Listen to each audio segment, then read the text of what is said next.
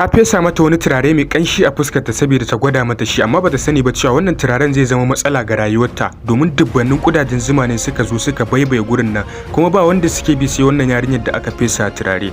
Yarinyar nan ta tsalle ta fada cikin swimming pool, amma sai dai zumomin nan basu daina binta ba, sun baibaye ta sun hana ta ta sha iska. Sai matan nan ta maza ta kira ofishin agaji, sai matar da take cikin ofishin agajin nan ta ce ma'aikatan su a yanzu haka suna kan wani aiki ne. Aka ce yarinyar nan ta nitsu a ruwan nan, to amma sai dai wani lokaci za ta iya dauka tana wannan nitsan. Daga ƙarshe dai ma'aikatan hukumar agaji sun dawo, sai aka turo su saboda su ceci wannan yarinyar, sai suka bata wannan pipe din saboda ta dinga shakan numfashi kafin su gama yanke shawarar ya za su taimake ta. Kafin a taimaki yarinyar nan dole suna buƙatar sai sun kori wannan kudajen zuman da suka baibaye swimming pool din nan. Sai wannan yake tambaya kamar yadda suka yi a baya za su yi ice a idan suka yi haka za su ƙara dawowa ne, dole sai sun yi yanda za su magance wannan zumomin duka su mutu. A ta bangaren yarinyar kuma ta mugun gajiya da wannan abin da take yi, kuma sai aka samu matsala zuma ta shiga cikin pipe nan da take shakan numfashi. Gashi hukumar agaji har yanzu ba su nemo hanyar da za su ceci wannan yarinyar ba, to kawai sai ɗaya daga cikin ma'aikatan nan yake gaya shugaban hukumar agajin cewa yanzu fa dole ne sai dai su yi wani kasada, dole sai dai su samu mutum ɗaya daga cikin su fesa mai turare,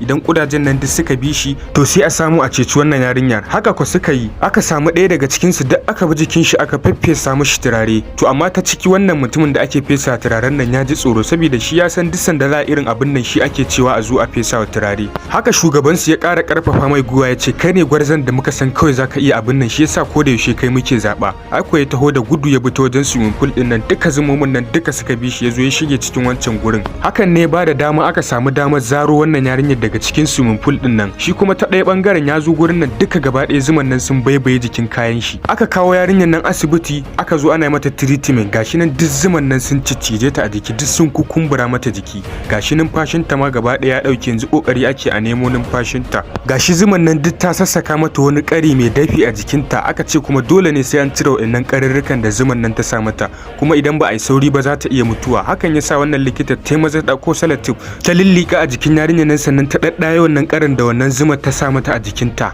A hankali sai numfashin wannan yarinyar ya fara dawowa jikinta, ta fara samun nutsuwa. A ta ɗaya bangaren kuma shi kuma wannan wanda zuma ta baibaye shi, sai aka kira wani daga control room saboda ya zo ya zuke wannan zumar da take jikin shi. Haka ya sa wani mashin ya fara zuke wannan zumomin. To abin tambaya anan shine wannan yarinyar da 'yar ƙasar ku ce anya za ta sha kuwa? Ku sa mana a comment section. Allah ya sa mu dace.